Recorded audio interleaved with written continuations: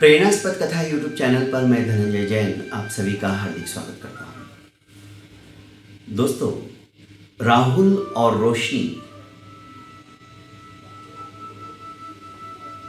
कुछ ही समय हुआ था उन्हें दाम्पत्य सूत्र के अंदर आबद्ध हुए।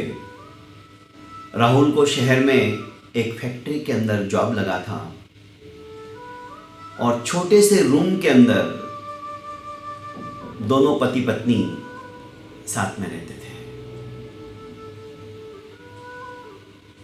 हर एक के जीवन के अंदर अपने सपने होते हैं। उन सपनों को साकार करने के लिए प्रत्येक व्यक्ति अपने अपने हिसाब से काम भी करता है। रोशनी भी पढ़ी लिखी थी, छोटा मोटा कंप्यूटर में डाटा एंट्री का काम वो करके आती थी, पर जितना पैसा उन्हें चाहिए था अपने सपनों को साकार करने के लिए, उतना वे दोनों मिलकर नहीं कमा पाते थे। जबकि राहुल बहुत ही नेक इंसान था, बहुत ही होनहार था और अपने काम के प्रति दिलो जान से लग जाता था। बॉस भी उसकी कई बार तारीफ करते थे और दूसरों को नसीहत देते थे कि यदि काम तुम्हें करना है तो राहुल की तरह किया करो। पर आज उस फैक्ट्री में काम करते हुए राहुल को 3 साल हो गए थे, पर उसकी सैलरी जितनी थी उतनी ही थी, सैलरी बढ़ी नहीं। इधर रोशनी हमेशा उसे कहती कि राहुल, तुम अपने बॉस को एक बार कहो तो सही कि तुम्हारी सैलरी बढ़ाए। आज तुम्हें 3 साल हो गए और जब तक सैलरी नहीं बढ़ेगी हम अपने सपनों को साकार कैसे करेंगे? कब तक हम इस 1 BHK में रहेंगे? अपना खुद का मकान हम कब लेंगे? हमारी जरूरतों की पूर्ति हम कब करेंगे? राहुल बात सुनी अनसुनी कर देता। उसकी हिम्मत नहीं होती थी। वो सिर्फ अपने काम में विश्वास रखता था। जो काम मुझे दे दिया गया बस मैं उसको पूरा करूं। और बॉस की वो बहुत इज्जत करता था। जैसे ही बॉस उसके कैबिन के सामने से आते तो वो फटाक से अपनी चेयर से खड़ा हो जाता था। यह विनम्रता है, एक सम्मान है अपने से बड़ों का। एक दिन अपने पति को मोटिवेट करते हुए रोशनी बोली कि राहुल, कब तक तुम इस तरह से मौन व्रत अपना के रखोगे फैक्ट्री के अंदर? तुम्हें अपना फ्यूचर देखते हुए कम से कम आज बॉस से बात करना ही पड़ेगा। अरे क्या होगा, ज्यादा से ज्यादा ना बोलेंगे, इससे ज्यादा तो कुछ नहीं होगा ना। पर तुम बोलोगे तो क्या पता शायद तुम्हारी सैलरी बढ़ जाए। एक आत्मविश्वास था। रोशनी की बात सुनकर राहुल को लगा कि हाँ, बात तो सही कह रही है, पर मैं कैसे हिम्मत करूं? क्योंकि राहुल को कभी भी मांगने की आदत नहीं थी। उसकी सोच थी ऐसी, मैं भूखा मर जाऊंगा पर किसी के आगे हाथ नहीं फैलाऊंगा। रोशनी इस बात को भली भांति से जानती थी, समझती थी। उसने कहा, हम उनसे मांग रहे हैं जिनके लिए हम काम कर रहे हैं, जिनकी फैक्ट्री की अभ्युन्नति के लिए दिन रात तुम अपने खून का पसीना बहा रहे हो, तो उनसे मांगने में किस बात की शर्म? अपनी बात रखने की शायद तुम्हें दिक्कत नहीं आनी चाहिए। और सपोज तुमने अपनी बात रख भी दी और बॉस ने नहीं भी माना, इतना ही कहेंगे कि अभी और 2-3 साल रुक जाओ। इससे ज्यादा तो कुछ नहीं होगा ना, क्योंकि बॉस को ट्रस्ट है तुम्हारे ऊपर कि तुमको जो भी काम दे दिया जाता है वो तुम ईमानदारी के साथ पूरा करते हो। तुम दूसरों के लिए एक नजीर हो। तुम दूसरों के लिए एक प्रेरणा का स्रोत हो।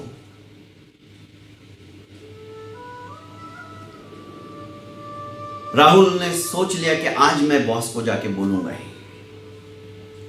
डरते डराते ऑफिस में पहुंचने के पश्चात बॉस के पास, बॉस के कैबिन में जब राहुल जाता है तो बॉस कहते हैं कि आओ राहुल बैठो। राहुल बैठता नहीं है, खड़ा ही रहता है और कहता है कि बॉस एक बात आपसे शेयर करनी है, क्या मैं आपको कुछ कह सकता हूं?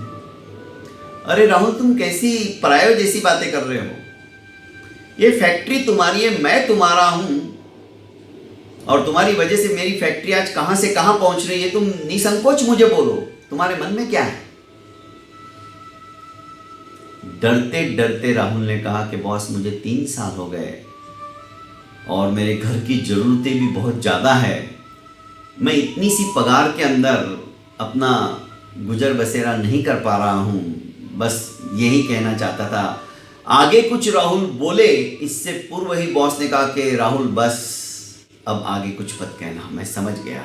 और ये बात तो मुझे पहले ही सोच लेनी चाहिए थी, तुम्हें कहने का मौका भी नहीं देना चाहिए था, ये मेरी गलती है। तुम निश्चिंत रहो, आज से ही तुम्हारी पगार डबल हो जाती है। बहुत खुश हुआ राहुल। उसके चेहरे की रौनक देखते ही बनती थी। उसे विश्वास ही नहीं हो रहा था कि बॉस इतनी आसानी से मेरी बात मान जाएंगे। पर जैसा हमारा कार्य होता है उसके अनुसार, जिसके अंडर में हम काम करते हैं, उसे भी ध्यान रहता है कि सामने वाला क्या है। दोस्तों, बहुत खुश हुआ। जैसे ही ऑफिस का समय खत्म हुआ, राहुल अपने घर की ओर बढ़ने के लिए उद्यत हुआ। रास्ते में सोचा कि चलो एक छोटा सा केक ले लेता हूं। आज रोशनी के साथ बैठकर केक काटूंगा और उसका भी मुंह मीठा करूंगा। आज उसी की बदौलत उसने मेरे को हिम्मत बंधाई, तो आज मैंने सहजता से बॉस के सामने अपनी बात रखी, तो बॉस ने मेरी पगार डबल कर दी।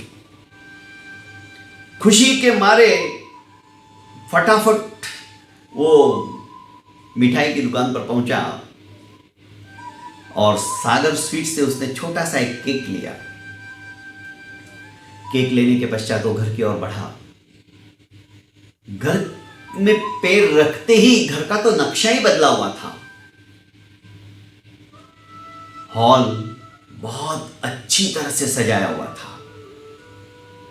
रोशनी के नामानुरूप घर के हर कोने के अंदर रोशन फैला हुआ था, रोशनी फैली हुई थी। जगमग जगमग लाइटिंग चमक रही थी, जैसे कि दिवाली आ गई हो।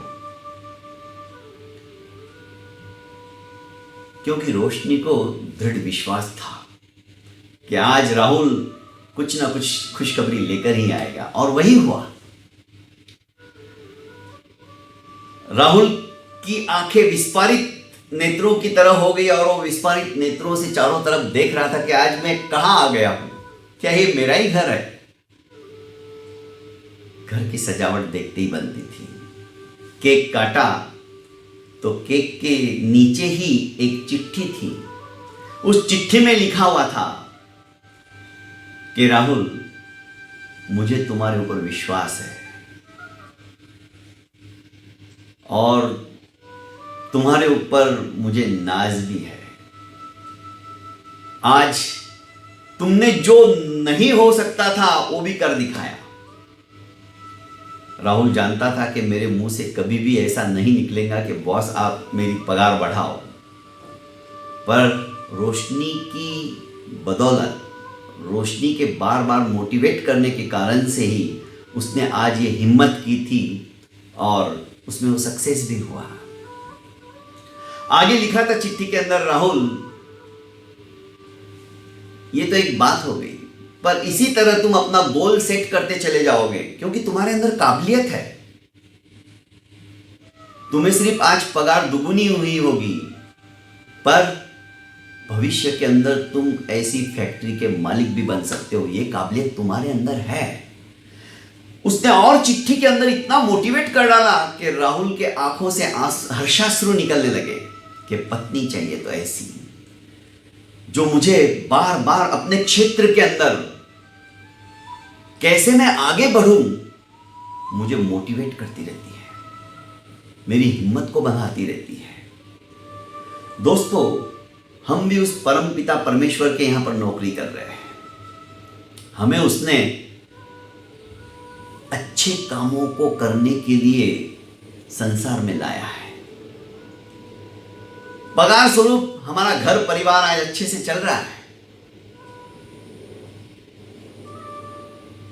जब 1 घंटा भी उसके लिए हम निकालते हैं ना, दिल से निकालो।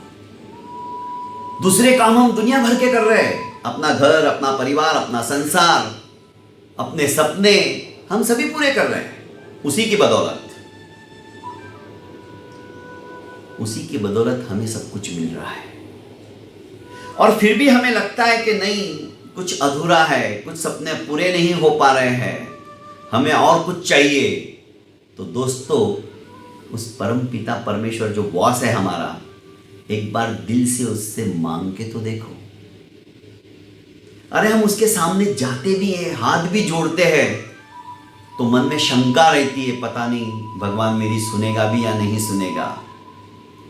पर उसको हम हमेशा दुख में याद करते हैं, सुख में कभी याद नहीं करते। दोस्तों, इतना सब कुछ उसकी वजह से हमें मिला है, हम हर पल उसे याद करना चाहिए। मैं कहता हूं हर पल मत करो यार, पर कम से कम आधा घंटा 1 घंटा तो उसके लिए निकालो और देखो फिर वो भी आपकी बिना मांगे किस तरह से हेल्प करने लग जाता है। बहुत बहुत धन्यवाद दोस्तों। इसी तरह से छोटी छोटी कहानियां सुनने के लिए मेरे प्रेरणास्पद YouTube चैनल को आप लाइक, सब्सक्राइब कर ज़्यादा से ज़्यादा शेयर कीजिए। बहुत बहुत धन्यवाद।